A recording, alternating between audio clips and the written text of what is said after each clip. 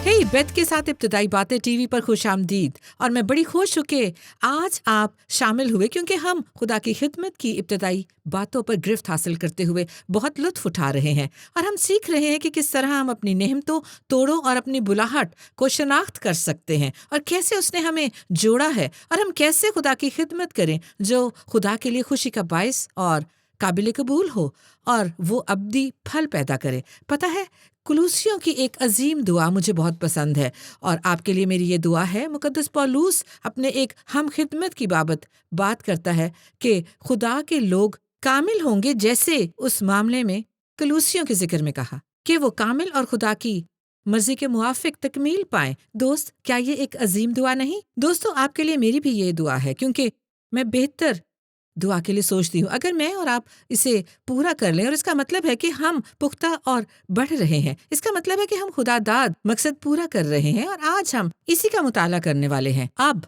आज हम एक दिलचस्प मौजू पर बात करेंगे, जिसका उन्वान हम किस तरह जिंदगी गंवा सकते हैं। ये हम किस तरह जिंदगी गंवा सकते हैं पर बात करेंगे। और सच है कि आपको ये आजाद करने वाला लगेगा। पहली नजर में आप कहेंगे क्या, लेकिन सच है ये बातन में बड़ी आजादी दिलाएगा।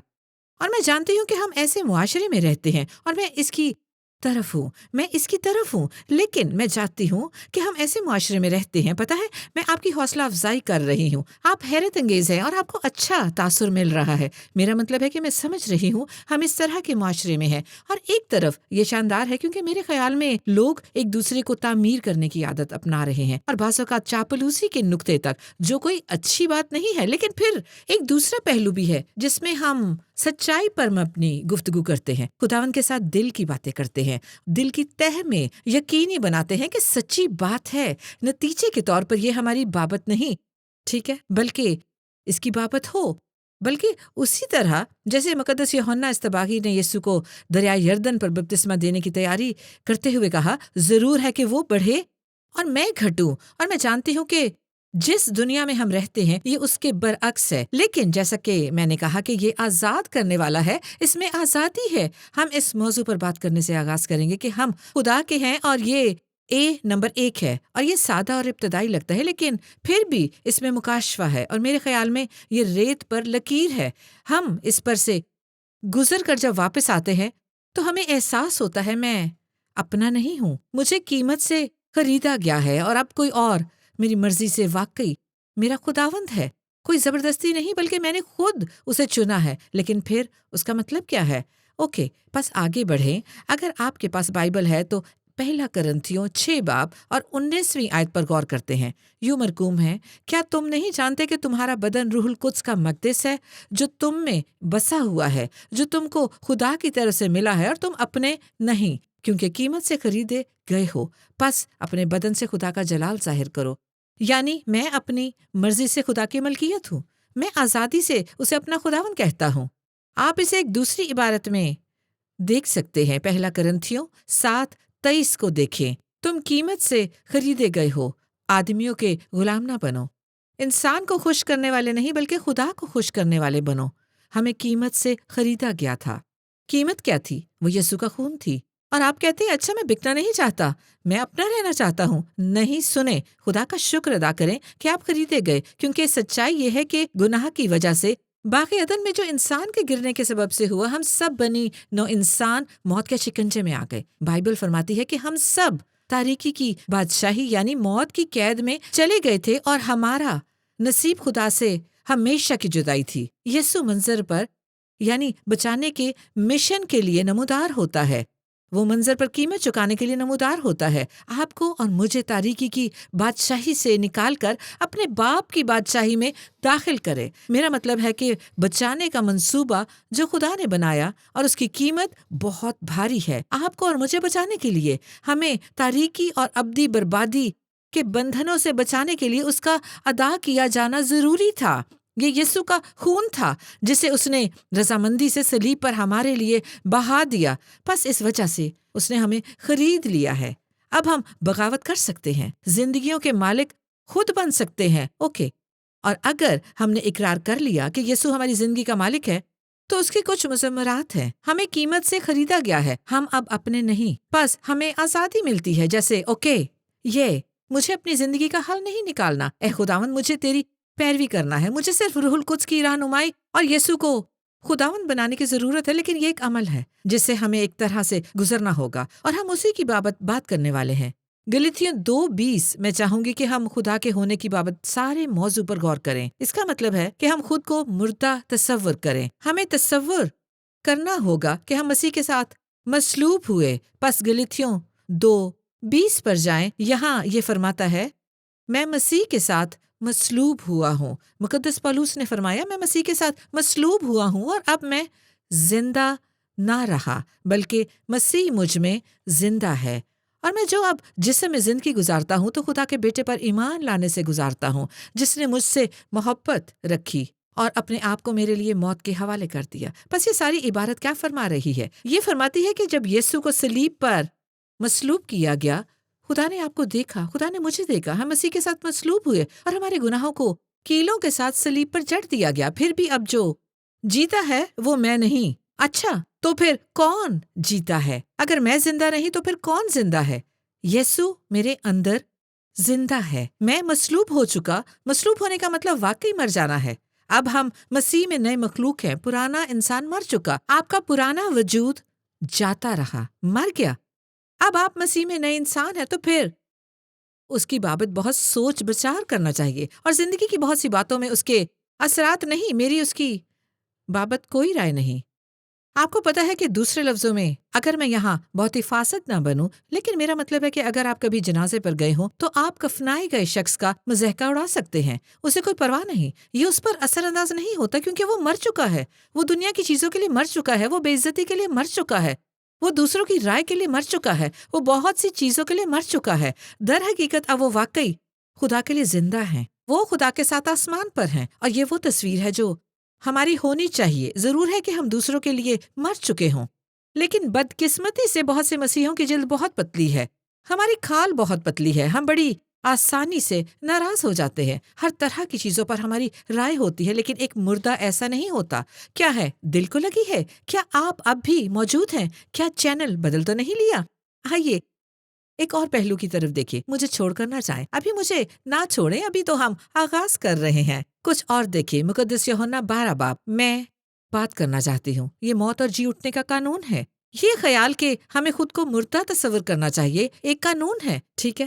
اگر آپ ایک وفادار مسیحی زندگی، اگر آپ ایک شادمان مسیحی زندگی، اگر آپ خدا کی خدمت کرتے ہوئے بامقصد اور بار آور زندگی گزارنا چاہتے ہیں، اور مقدس یوحنا 12 میں ہم دیکھتے ہیں کہ یسوع نے اس کی بابت کلام کیا ہے۔ اس نے فرمایا میں تم سے سچ کہتا ہوں کہ جب تک گیہوں کا دانہ زمین پر گر کر مر نہیں جاتا اکیلا رہتا ہے، لیکن جب مر جاتا ہے تو بہت سا پھل لاتا ہے۔ یہاں یسوع ہمیں یہ تشبیہ اور استعارہ دے کر وضاحت فرماتا ہے، جو اپنی جان کو عزیز رکھتا ہے وہ اسے کھو دیتا ہے، اور جو دنیا میں اپنی جان سے عداوت رکھتا ہے وہ اسے ہمیشہ کی زندگی کے لیے محفوظ رکھے گا۔ اگر کوئی شخص میری خدمت کرے، یسوع نے فرمایا، تو میرے پیچھے ہو لے، جہاں میں ہوں وہاں میرا خادم بھی ہوگا۔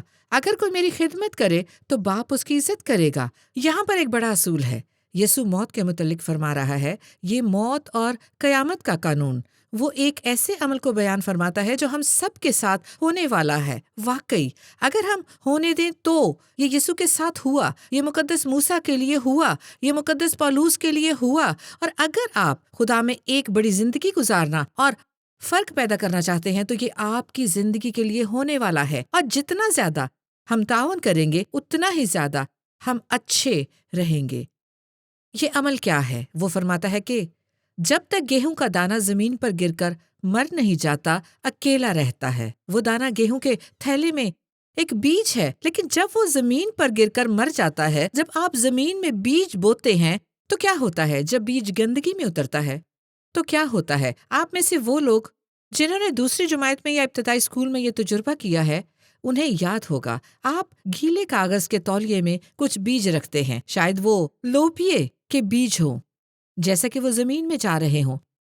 تو جب یہ بیج زمین میں ہو تو کیا ہوتا ہے؟ یہ مر جاتا ہے، بیرونی خول گلنا شروع ہو جاتا ہے، وہ گل جاتا ہے، وہ گرتا ہے تاکہ اس کے اندر کا بیج बढ़ना शुरू हो जाए। और उस बीज में ये कुछ होता है, यानी ख्वाब, रोया, मकसद, बुलाहट, इस बीज का हकीकी मकसद कि वो फले और फूले और कुछ फल लाए। और यीशु ने यही फरमाया, जब तक गेहूं का दाना जमीन में गिरकर मर नहीं जाता, अकेला रहता है, लेकिन जब वो जमीन में जाता है और मरने के अमल से गुजरता है तो फिर वो फूटता है और फिर आपके पास बहुत से दाने होते हैं, गेहूं की बड़ी फसल, एक पूरे गुच्छे का फूटना वाक्य होता है। ठीक है, अक्सर औकात हमारी जिंदगियों में ये एक मज़ाहिया बात है, अक्सर औकात।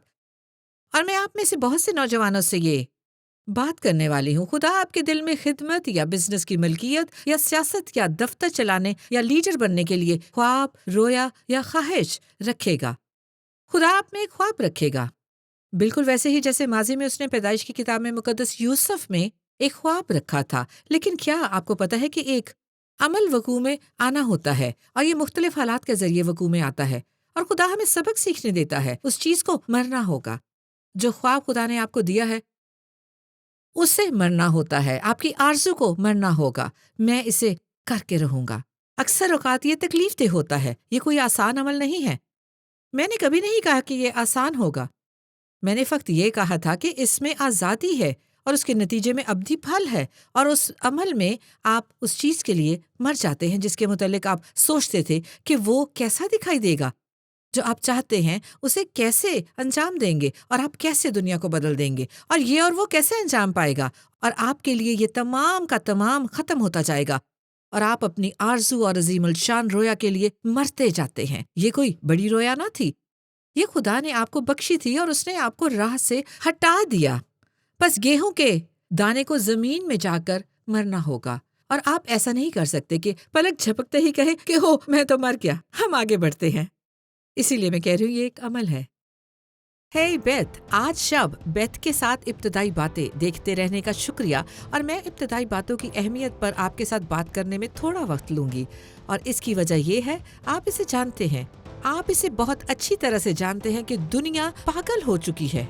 ये साफ जाहिर है, दुनिया भर में आप चीजों को देखें, साफ जाहिर है लोग अनाड़ीपन से चल रहे हैं, वो सच्चाई की शिद्दत से तलाश कर रहे हैं, लेकिन सच्चाई के लिए आप कहाँ जाते हैं? किस पर भरोसा करेंगे? हुकूमत पर भरोसा नहीं कर सकते, आप मीडिया पर भरोसा नहीं कर सकते, तो फिर किस पर भरोसा करेंगे?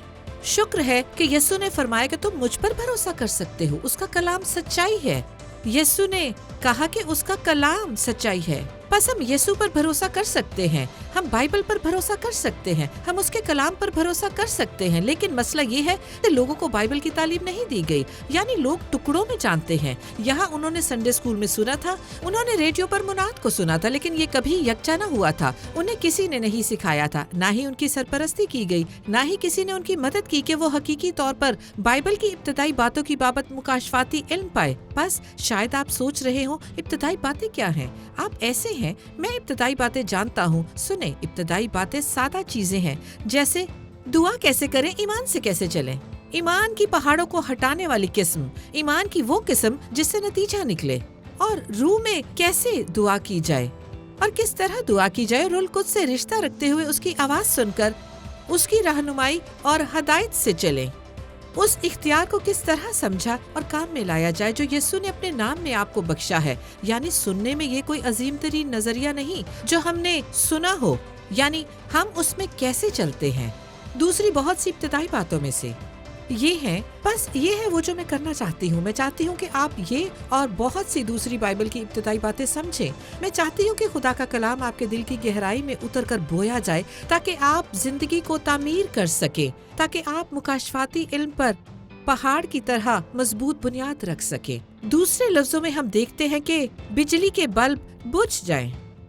जैसे जैसे आप और मैं इन इब्तदाई बातों को गिरफ्त में लाएं और समझेंगे, खुदा बातों को जाहिर करेगा। मैं आपकी हौसला अफजाई करूंगी कि बराहे करम उन तमाम जराए को दस्तरस में लाएं जो हमने आपके लिए द बेसिक्स विद beth.tv पर मुहैया कर रखे हैं। अब यहाँ एक चीज है, मैं आपके बाजू नहीं मरोड़ूंगी और ना ही आपसे वहाँ जाने की भीख मांगूंगी। यीशु ने फरमाया कि वो भूखों और प्यासों को सैर करता है।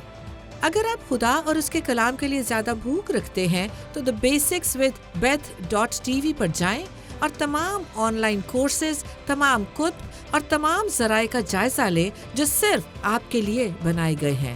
ٹھیک ہے، یہ میری آپ کے لیے چھوٹی سی حوصلہ افزائی تھی۔ بائبل کی ابتدائی کو حاصل کریں، ٹھیک ہے؟ اور آج کے پروگرام میں میرے ساتھ شامل ہونے کا ایک بار پھر شکریہ۔ اگر آپ اس بڑی باراوری کے مقام تک پہنچنا چاہتے ہیں تو اس عمل سے گزرنا ہوگا۔ مجھے اپنی زندگی کے وقت یاد ہے، میں اور میرا شوہر بہت مرتبہ اس وقت سے گزرے ہیں۔ پتہ ہے، بہت عرصہ قبل، شاید 20 برس پہلے، ہماری رویا ایک کلیسیا قائم کرنے کی تھی۔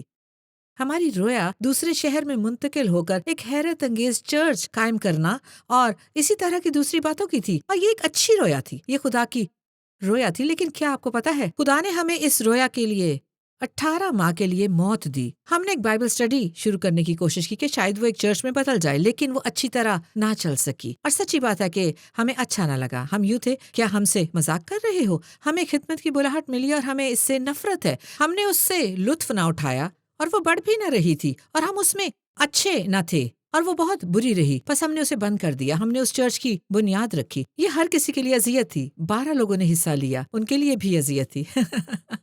10 ہفتوں کے بعد ہم نے اپنے 12 شاگردوں کو بتایا۔ ہم نے کہا، دوستو، میں نہیں جانتی، ہم نے خدا کو مس کر دیا ہے، شاید ہم مسیحی بھی نہ ہوں، ہم نہیں جانتے، خدا کو تلاش کرنے کی ضرورت ہے۔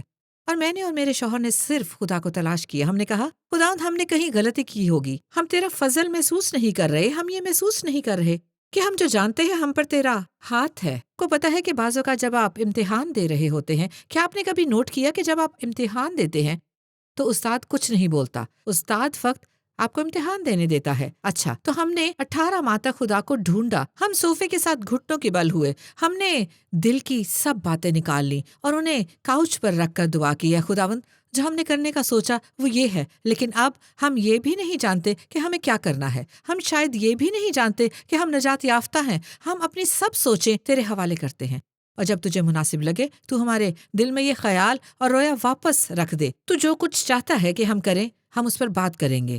ہم ابھی تیار نہ تھے، ہمارے پاس دانائی نہ تھی، ضرور ہے کہ ہم گھٹیں اور تو بڑھے۔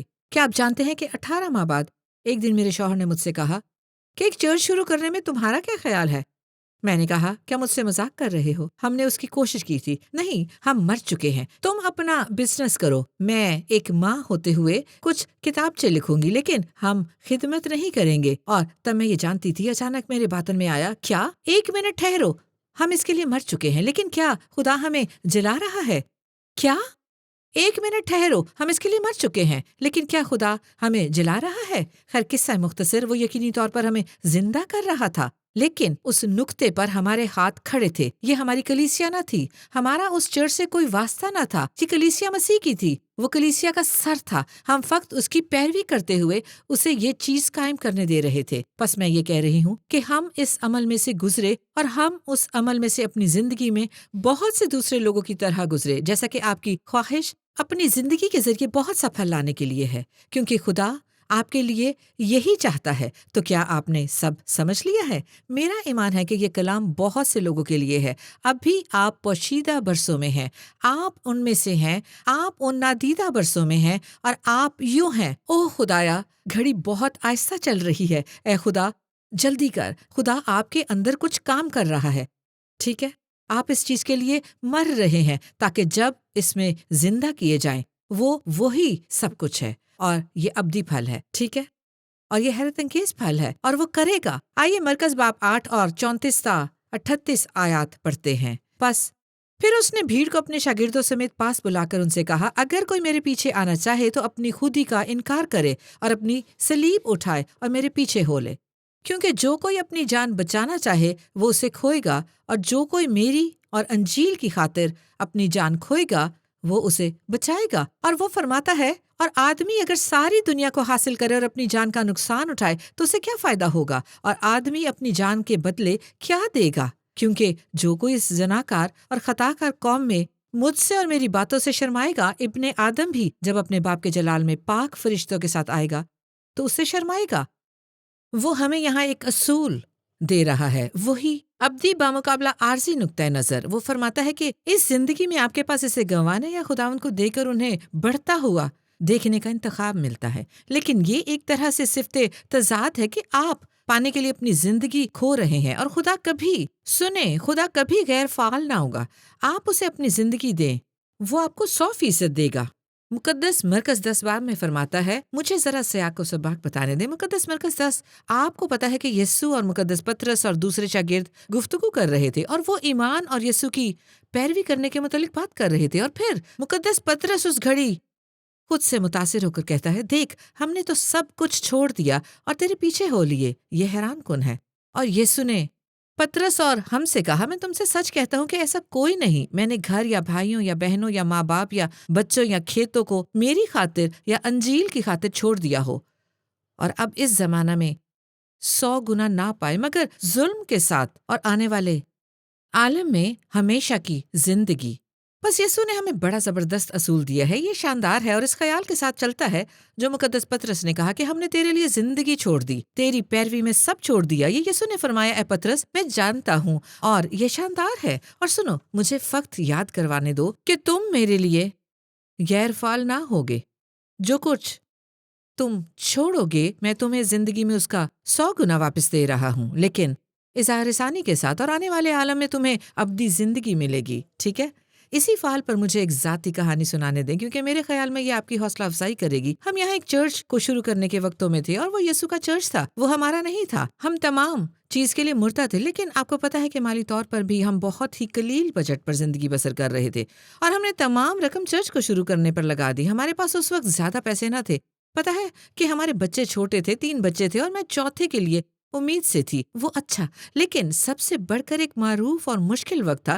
ہمیں گھر کے لیے خدا سے امید رکھتے تھے، لیکن ایسے وقت میں ہم نے اپنا چھوٹا سا گھر بیچ کر تھوڑا سا سرمایہ بنایا، لیکن حقیقت میں وہ کچھ زیادہ نہ تھا کہ ایک گھر خرید سکے۔ بس ہم نے کرائے پر لیا، ہم نے ایک پرانی طرز کا کہیں چھوٹا سا کاٹیج کرائے پر لے لیا، وہ بدبودار تھا اور وہ کوئی اچھا منظر نہ تھا، اور میں یوں تھی، خداوند، مجھے مقدس پطرس کی طرح محسوس ہوا، اور خداوند نے مجھ سے مرکز 10 باب والی بات کہی، کیا میں نے پطرس سے بات کرتے ہوئے تم سے یہ نہ کہا تھا کہ میری اور انجیل کی خاطر کسی نے گھروں، بھائیوں، کھیتوں، ماں باپ یا کسی چیز کو نہیں چھوڑا؟ اور کیا میں نے نہیں کہا تھا کہ تمہیں 100 گنا برکت دوں گا، اذیت رسانی ہوگی، اور آنے والے عالم میں ہمیشہ کی زندگی؟ بس میں نے کہا، ہاں تم نے یہ کہا تھا، بس میں اسے سچ سمجھوں گی، میں اسے پلے باندھ لوں گی۔ اے یسوع، میں تجھ پر ایمان رکھتی ہوں، اور میں جانتی ہوں کہ تو اچھا ریکارڈ رکھتا ہے، اور یہ چرچ تیرا ہے، یہ چرچ ہمارا نہیں، لیکن ہمیں ایک گھر کی اشد ضرورت ہے۔ مجھے پتا ہے کہ ہمارے 3 چھوٹے بچے ہیں اور ایک آنے والا ہے،